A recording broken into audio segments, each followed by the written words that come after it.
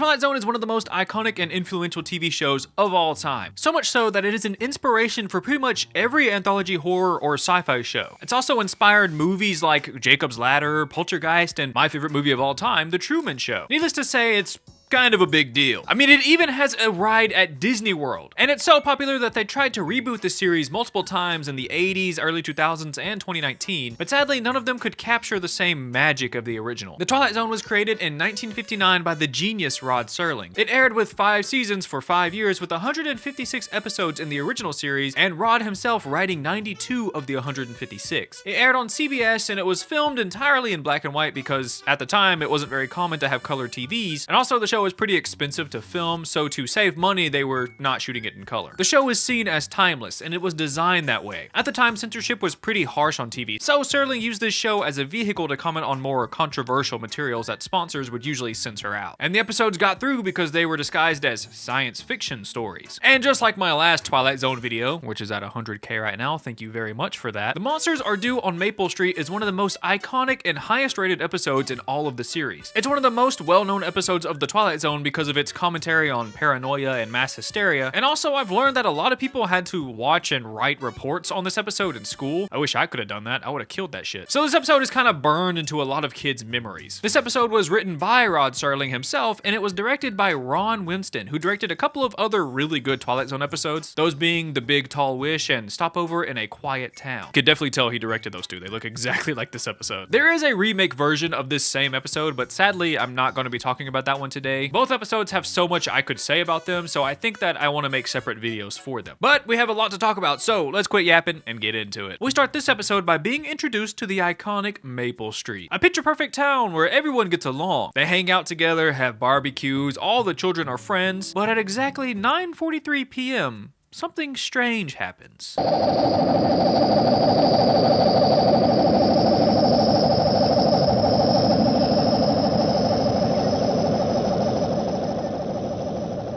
This is when we are introduced to Steve, our main character for this episode. After that strange loud noise and light, Steve's wife comes outside to see what all the commotion was, and Steve just tells her that it must have been some sort of weird meteor. Yeah, because you know meteors like flash and stuff, right? But then we cut to Rod's introduction, where he reintroduces us to Maple Street, but makes it sound a bit more ominous and scary, and leaves us with the foreshadowing. Maple Street, in the last calm and reflective moment, before the monsters came.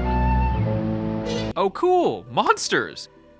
There's actually monsters in this episode, right? We cut to a little later and it seems no electronics are working anywhere in the town. Not the lights, the phones, the drills, the stoves, or even portable radios that should work even if the power goes out. This of course has the whole town coming out to see if anybody else's power is working, but it's a resounding no across them all. So this nice guy named Pete Van Horn offers to head over to the next street and see if they have power. And as he does that, everyone gathers to try and figure out what is happening. Someone theorizes that it is an electrical storm, but it's a nice sunny day. There's no way it was a storm of any kind. So this guy Charlie offers to go down to the police station and tell them what's going on in his street, but he starts to rethink that, and he thinks maybe it's taking things a little too far. I mean, all that happened is the power went out. It'll probably be back on in a few hours, right? But Steve doesn't think it's a terrible idea, and then he offers to head downtown with Charlie to see if they can help figure out what's going on. So he hops in his car, but it won't start. And it was just working earlier because he took it to go get some gas. But a malfunctioning car isn't going to stop him from heading downtown. So him and Charlie decide to just head there on foot. But that's when they are stopped by this kid named Tommy. Tommy tells them that he doesn't think they want them to leave the town. Who doesn't want us to? Them? Tommy seems to think that the thing that flew over their head wasn't a meteor, but an alien spaceship from outer space. From outer space shit. Sally, you better take him upstairs, put him to bed. Did she just say shit? From outer space shit. Were they allowed to say shit in the 1960s? From outer space shit. I know the captions say ship, but it doesn't sound like she says that at all, and her mouth doesn't move like that. It's canon now, she said shit. Because of this video, she said shit. The meteor obviously has Tommy pretty spooked, so Steve tries to ease Tommy's mind and everybody else's mind by saying it really was just a meteor, and sometimes meteors can do strange things, kind of like sunspots. Do sunspots mess with electronics? Okay, they can kind of mess with stuff, but it's not the sunspot itself that causes it. But the solar flares that come from the sunspots can mess with some things if they're strong enough, at least, because they emit electromagnetic waves. Interesting. But even if it was a solar flare in this episode, it wouldn't take out every electronic like they're claiming. Tommy claims that in this comic book that he read, aliens invaded a small town and nobody could leave. They also sent down a couple of aliens that look just like humans to blend in with everybody else. And in his comic, the aliens sent down a mother, a father, and 2 kids to blend in. And it was up to the rest of the town to find the aliens and kick them out. I don't know why, but every time he says this, I think of the 2015 Vision comic. There's nothing remotely similar that happens in that comic, but I think the 1950s/60s aesthetic just reminds me of it for some reason. At first, the town people think that Tommy's just being a bit ridiculous, but after a second thought, they start questioning if that's really what's happening to them. To ease some of the tension, Steve jokingly says that they should run some tests to see who's actually human, which lightens the mood a little bit and kind of works. Kind of. Also, what kind of tests? Are you stabbing people with hot wires like in The Thing? Because that would be fun. Charlie then remembers and questions why it's taking so long for their other neighbor, Pete, to come back with info about the street over. And as he's questioning about that, this guy Les tests to see if his car will work. But of course it doesn't. So he hops out of his car and starts to walk back to the group with...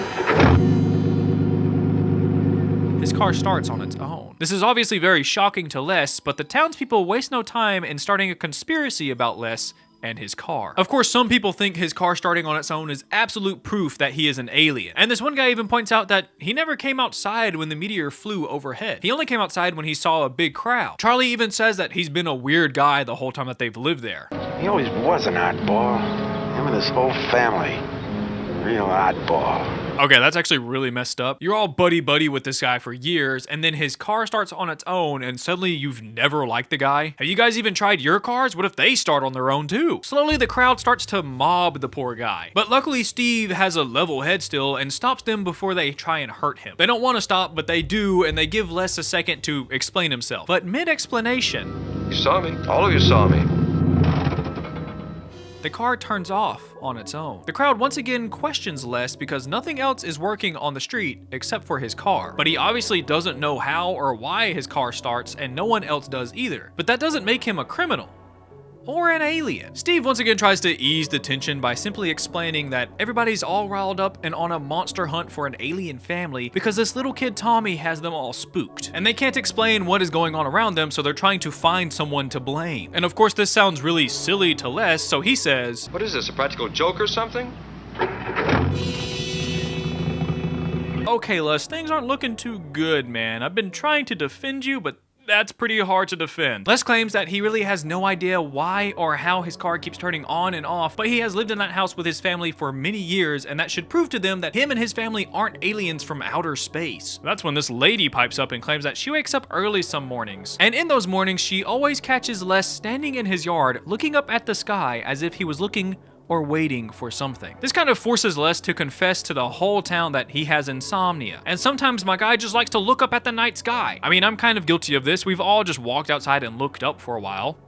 Everybody's done that, right? And my boy Les is a little offended that all of his neighbors and friends would so quickly turn on him just because his car is the only one starting and he likes to look at the stars every once in a while. And then he predicts and foreshadows that the people are starting something that will rip this neighborhood apart. You're letting something begin here that's a nightmare. Later that night, the power is still out, and there is now a 24/7 watch on Les and his family. Charlie's wife points out how it's very strange to keep such a close eye on their neighbors, someone that they've known for so long. And she's not wrong either. It is pretty weird behavior. But Charlie believes that them staying there for multiple years doesn't prove that they're innocent. Charlie says that anyone who spends a lot of time staring at the sky isn't normal. But then he instantly contradicts himself by saying if it were just a regular old day, he wouldn't think anything of Les looking up at the sky at night. But since it's not a normal day, it's weird behavior. Steve tries to go and chat with Les. Steve just wanted to talk to him because he's actually on Les's side. He thinks everyone around them is being ridiculous. But because he's being a decent human being and trying to actually solve this whole ordeal, this now has put suspicion on Steve himself. But Steve defends himself by saying that everyone on the street should still be suspicious. And it's pretty dumb for them all to watch this one poor family all night. But no matter how big of a speech Steve gives, Charlie isn't giving in. He knows that the Goodman family are aliens. There's something you can do, Charlie. You can go inside and keep your mouth shut. Damn! I mean, he needed to hear that, but damn. And since Steve is retaliating against the mob, they decide to air out some of his dirty laundry. Steve's wife has talked about how he's been working on a radio in their basement for a long time, which isn't so weird, but none of the other townsfolk have ever seen this radio. Who knows, it could be some kind of alien radio reporting back to home base. Charlie pressures Steve about his radio, so Steve tells him what he wants to hear. He tells him that he talks to aliens on his radio, the same one that fly in spaceships disguised as meteors. I mean, right now he's obviously being facetious, and luckily for him, his wife comes to save his hide because it's just a regular ham radio, and she knows this because she bought him a book on repairing it as a gift. And she even offers to show them the radio, but Steve stops her because they shouldn't have to prove themselves to anyone. And that's damn right. Don't you forget it. Charlie once again tries to pressure Steve on the subject, but Steve is tired of it. He tells Charlie to stop telling everybody who's good, who's bad, who to trust, and who not to trust. Who is Charlie to be the all-knowing one in the neighborhood? He also shames all the other people for falling for Charlie's lies. He says that they're all desperate to find a scapegoat, to find someone to blame for this strange power outage. This intense speech seems to actually wake a few neighbors up from their weird delusion. It is until they hear footsteps walking towards them. They see a man shrouded in darkness and calmly walking towards them from down the street. Tommy pushes in front of the crowd and says, The monster! It's the monster! And despite the whole town staring this guy down, he doesn't say a word. He just quietly walks towards them. This spooks a lot of them out, and Les runs inside to grab his shotgun just in case it is a monster. But believe it or not, Steve once again is the voice of reason and says that they don't need a shotgun, they just need to talk to whoever this is. But the paranoia has gotten too bad for Charlie, and he doesn't trust the man on the street. So he yanks the gun from Steve and shoots the man dead. Everyone rushes over to the dead man and finds that it's their neighbor, Pete Van Horn, the same guy who went to see if anyone else had power earlier in the day. He didn't say anything because it's his own neighborhood. He should be safe there. And just like that, he's dead. All because Charlie believed in a sci-fi story that a kid had read. Instantly, all the neighbors turn on Charlie. He killed an innocent man in cold blood. He tries to say that he didn't know who it was and he just came out of the darkness, so he was trying to protect his home. And as he tries to explain himself, the lights to Charlie's home turn on. Charlie, the lights just went on in your house. Things aren't looking too good for you, Charlie. I'm just saying. He didn't think twice about killing Pete, and now he's the only neighbor in the whole neighborhood that has power. And he was also the one who was telling everyone who to be wary of and who not to trust, but maybe that was his plan all along. Maybe he's the alien and he got in everyone's head. Les is obviously still upset about earlier and fabricates another theory. Maybe Pete figured out who among them was the imposter. That's an Among Us reference. Maybe Pete was coming back to tell them some important information, and that information was that Charlie was the alien. So Charlie had to get rid of him as quickly as possible. This puts Charlie in a panic, and he tries to run back to his house. But before he can even get inside, people start throwing rocks at him and his house. And after a rock hits him in the head and knocks him down, Charlie panics and shifts attention over to the boy Tommy. He says that Tommy was the one who started the whole conspiracy after all. And just like clockwork, the townspeople turn on poor Tommy in an instant. Things are getting really crazy, so Steve tries to settle everyone down once again, but this time it doesn't work. Everyone has gone crazy, and they start chasing the poor kid. But that's when the lights to another house turns on, and then another. And then another. Suddenly it seems like all of the houses have power, but it's turning on and off, and everyone has someone to blame to be an alien. The people of Maple Street have officially gone crazy. There's mass panic all in the streets. You hear screams as lights flicker on and off across the town. People throw bricks and rocks at other people at their houses, and people are shooting people dead. And while all that happens, the camera pans out to a nearby mountain, where two men are watching all of this go down. They say that they've done this experiment hundreds of times before, and this is always the outcome. They say that they always try to pick the most dangerous enemy that they can find, and that enemy is always themselves. It is then revealed that the meteor earlier was in fact a spaceship, and these two men are aliens. And their plan is to take over the planet by letting the humans take out themselves. They just have to go to every town and do this to everyone. And then we fade to a shot of the stars as Rod Serling gives us his outro monologue. He says that the tools of conquest don't always come with bombs and explosions and fallout. There are weapons that are simply thoughts, attitudes, prejudices, only things that can happen in the minds of men. For the record, prejudices can kill, and suspicion can destroy. God, some people really need to hear that, but the ones that do won't understand it. He also says the search for a scapegoat is a fallout of its own, for the children and the children's yet unborn. And the pity of it is that these things cannot be confined to the Twilight Zone.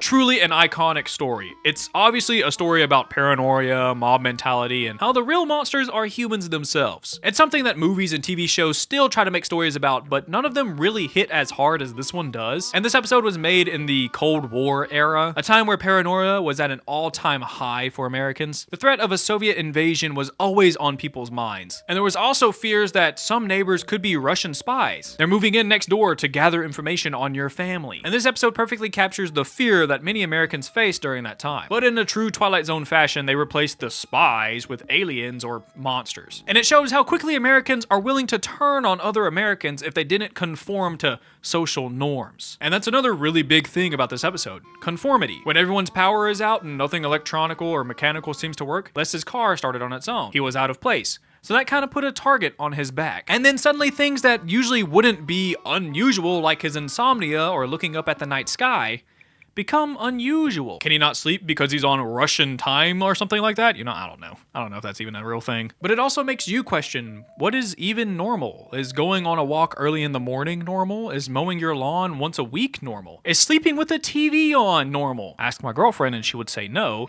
But I can't sleep without my TV. Or the fact that Steve is willing to help Les out whenever he is the odd one out. To Steve, he's just helping a friend out. But to everyone else, they're aligned. They're the monsters trying to help each other take over the town. And it doesn't help that Charlie keeps yapping and spewing lies about them being aligned, and that part helps with the mass hysteria. See, it's all connected and it's very easy to understand. Even an idiot like me can get it. And in the 2003 version of this episode, it's pretty much the exact same thing, except for it was made post 9/11. So instead of Soviet spies, they think that it's a terrorist attack on their small suburban town. It's also a little more in your face about the reason they're scared in that episode. But like I said earlier, I'll cover that episode another time. As for the episode itself, of course, I think it's a great episode. It can be a little slow at times, like most Twilight Zone episodes, honestly. But in the short time you get to spend with this neighborhood, you actually get kind of attached to them. And watching them rip each other apart is very upsetting, honestly. And I do kind of wish they didn't have the alien twist ending at the end, because I think if they just had like a strange blackout because of a really low-flying meteor, I think that would hit harder that the humans are the real monsters. And maybe at the end, after they killed the poor old man, the lights turn on all over the town and it was revealed that they were simply being paranoid and following a mob mentality. I feel like it would hit harder if there was no supernatural reason for these people doing this other than them being